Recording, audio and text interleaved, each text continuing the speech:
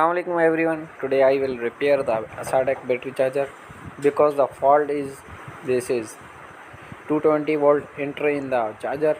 The charger is not working. I will open from the body. The main capacitor is showing blast. We'll change the same capacitor as a new. I will disconnect board from the old capacitor and enter in the new capacitor.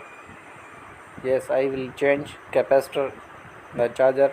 I will enter the 220 volt Vavda.